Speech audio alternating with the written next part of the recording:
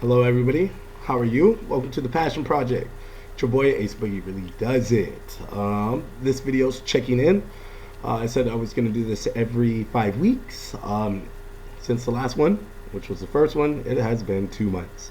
As life will have it, that's just what it is. I do want to start this out as this is fitting, very tragic, but my condolences go out to my good friend Garrett and his wife Heather, who lost brother and brother-in-law to drugs. So this is very real. Definitely hits home. Hits home right now, and I can only imagine how they feel. And I love you two very much. I'm sorry for your loss.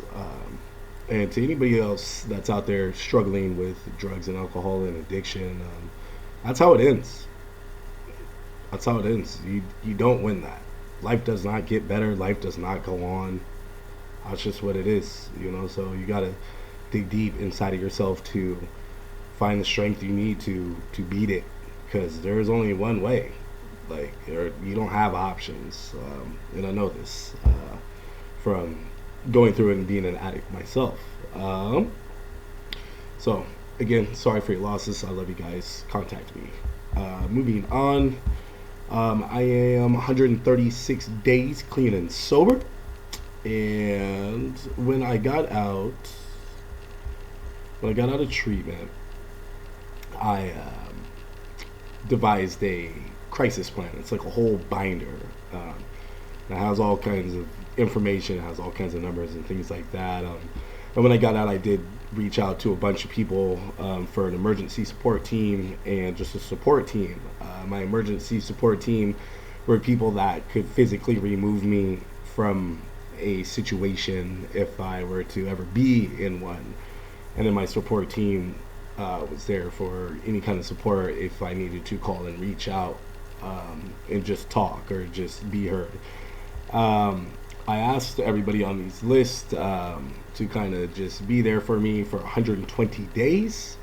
Again, I'm 136 days clean and sober, and I have made it through that. So I just want to discharge and personally thank all of you that were on my emergency support and my support team. So thank you for my emergency support team: JR, Mike, Jesse, Ted, Mark, and Lauren. You all are truly amazing. Thank you so much for stepping up and taking that responsibility. I understand, and I would think it to be hard to have somebody that you care about reach out to you and basically, watch over them or be asked if you could watch over them. So thank you so much for your time and commitment, kind words through all of that. It's amazing, and I know I'm in good hands for just things like that. Everybody that stepped up and just wants to see me do good. So absolutely love and will always love you all for that and appreciate it. To the support team, I want to thank Sarah, Haley, Spencer, Curran, Ethan, Chris, Harry, Gigi, Anthony, and Babarama. Appreciate you all too for the same reason and much more. You're all truly wonderful people. A lot of the people on that list, we share similar struggles, so it's kind of hand in hand and bonded as we had each other's back, and that's how I tend to continue the rest of my life, is just be there for y'all and be there for anybody that needs somebody to talk to or that needs to reach out. I'm doing my best, but it's a beautiful thing. It truly is. So thank you to everybody that I reached out and agreed to just help me through the danger zone. 120 days I thought was significant, and 3 months in the danger zone. That's what I put the time on. Since then, made it through that, still clean and sober, still going strong, still very motivated, still inspired. So really happy about that. So thank you again to all. And on a side note, I also do want to thank everybody, just like my friends and on the YouTube side of it, people that don't know me. Thank you all for your support. I don't particularly know what I'm doing. I do have in mind what I like to do from the mission statement video. But thank you everybody for tuning in and just meeting me with good energy, good positive energy. Thank you so much for that. It really makes the biggest difference in my whole entire life, just to be met with positivity from each and every one of you, even if it's non-related things. It's just going through life together. So thank you for that.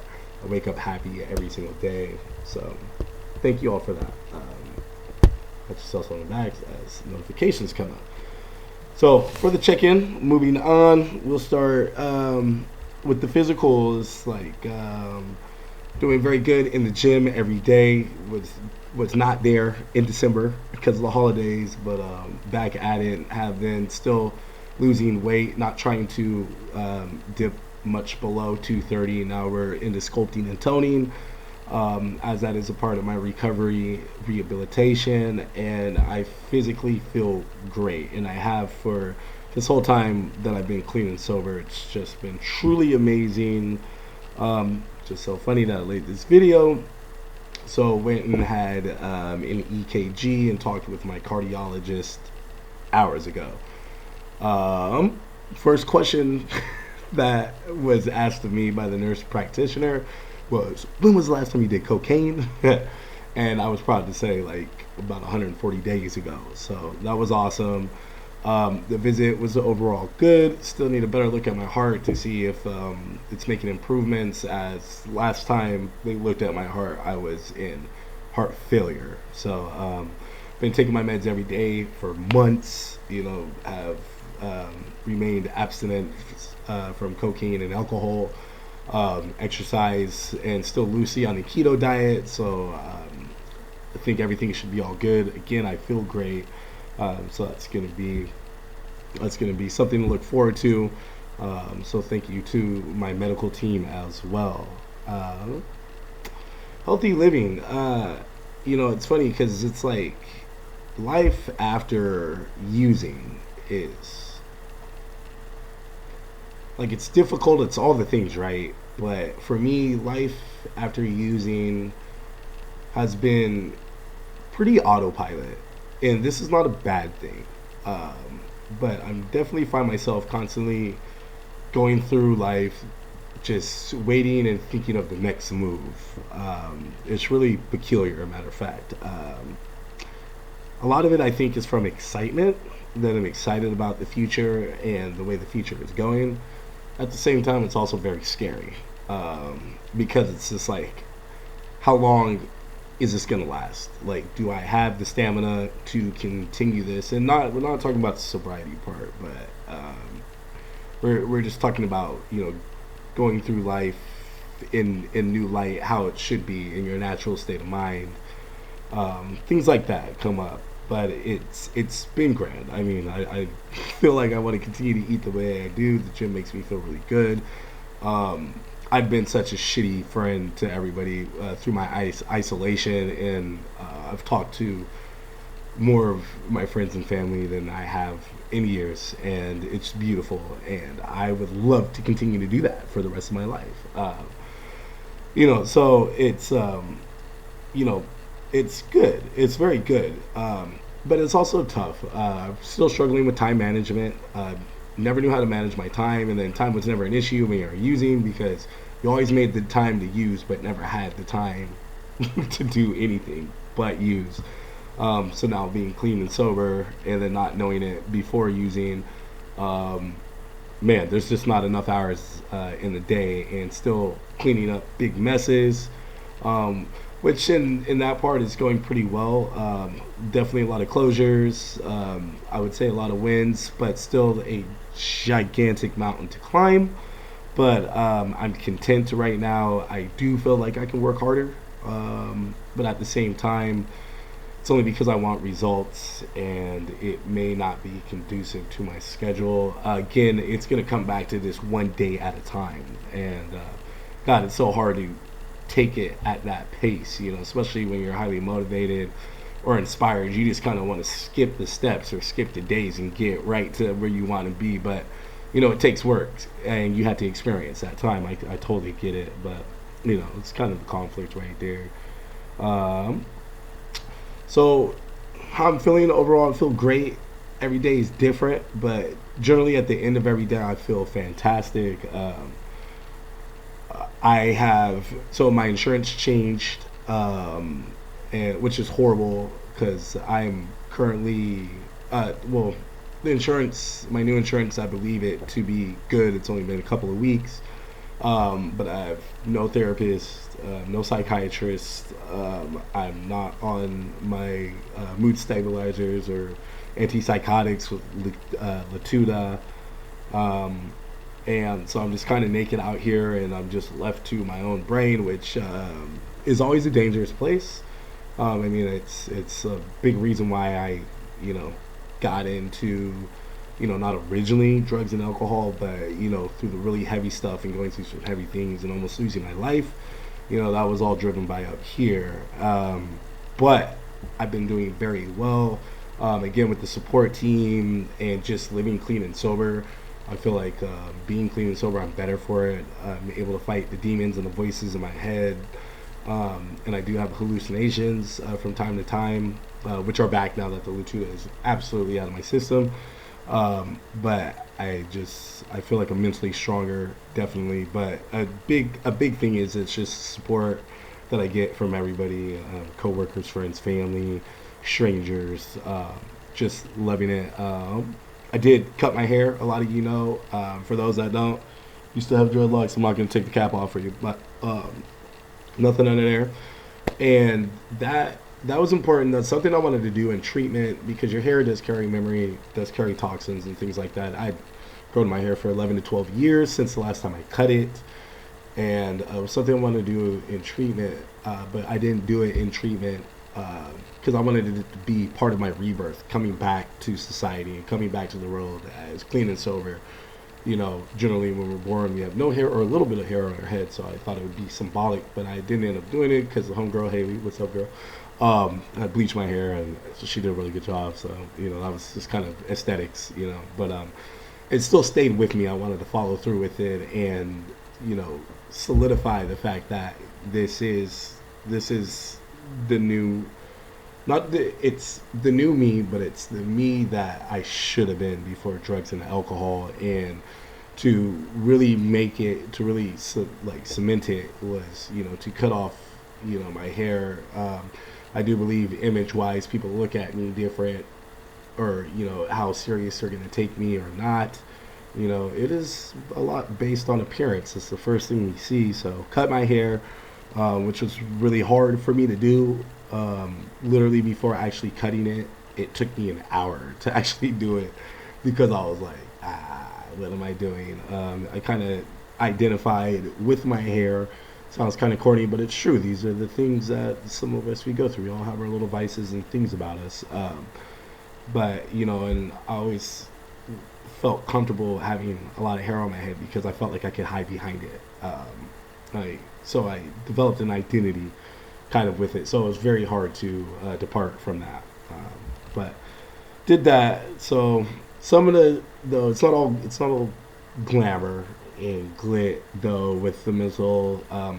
Some nights it normally comes in the night. If it does, some nights are very tough mentally.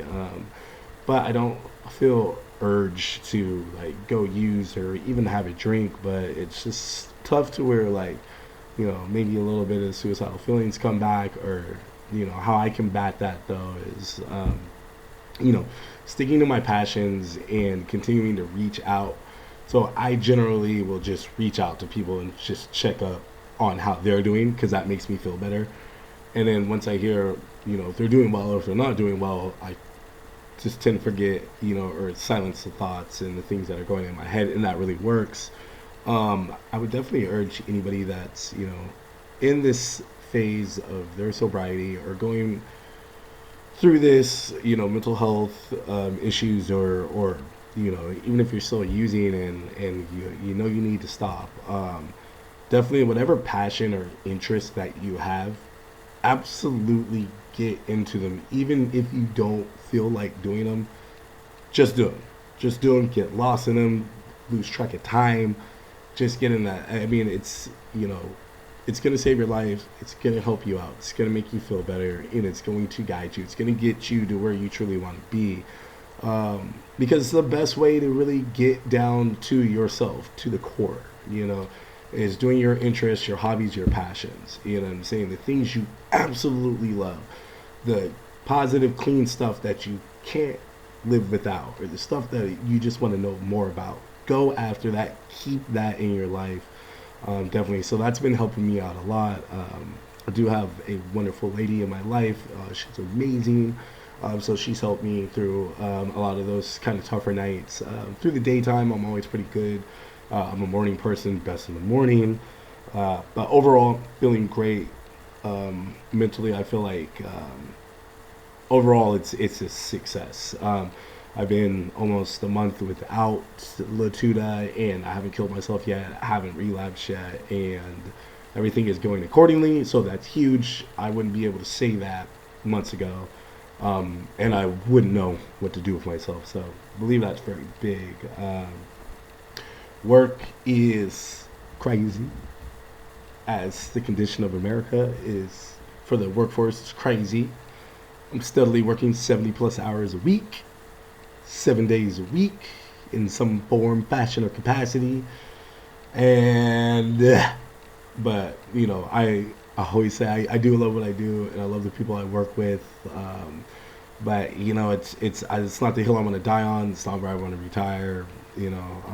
We're working on it, and it just takes so much of my time, and it's hard for me to keep my priorities straight when there's just so much pressure and so much need for my company and what they need us to do, and all the time that we spend doing the thing. So always working on that.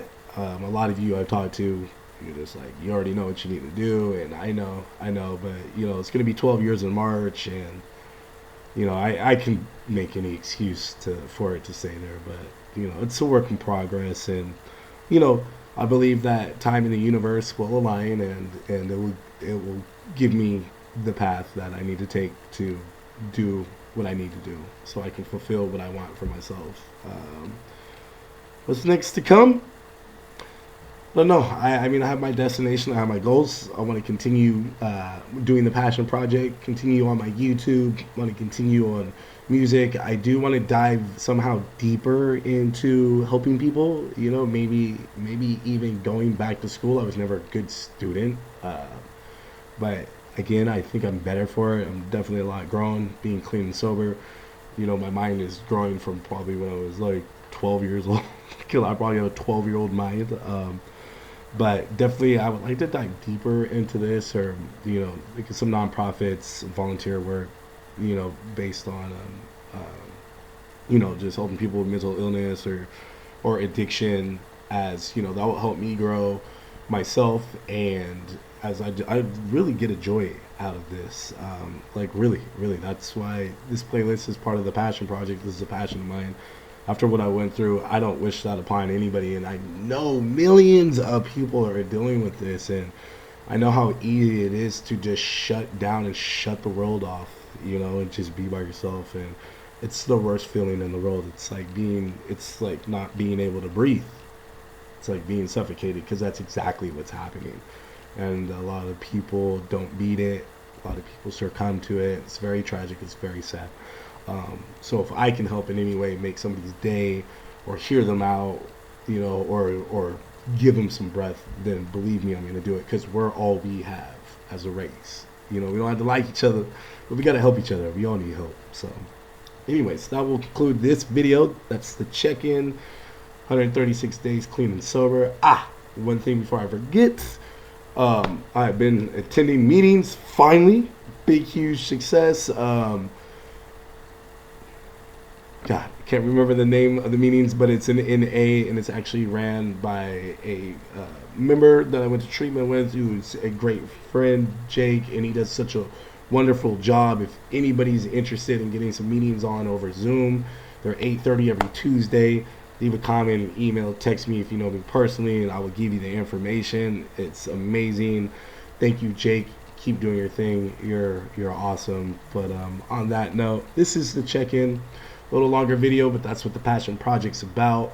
You know, in a year, I would love to just go back and just see the growth. This is also like a video diary for me. So that's kind of the point of it. And the goal I have for this is, again, to have people see my journey from, you know, near death from drugs and alcohol, struggling with mental health, to, you know, how we elevated, how we got out of this, how we sustained it, and remain clean and sober, and strengthen our minds and better ourselves. So anyways, I love all of you. Thanks again for your support. Thanks for tuning in. You all are truly wonderful. I couldn't do it without you. Everybody says that, but it's freaking true. Really couldn't do it without you. I love each and every one of you. Peace, love, and happiness to the world. And peace, love, and happiness to anybody that has a tortured soul or a lost mind. You will find your way. You just got to keep on keeping on, and you got to be strong. I will talk to you all later. Keep watching Morning and Midday Motivations, as that is my gift for you. Take care. Have a lovely, lovely, lovely day. And I'll see you next time. Bye.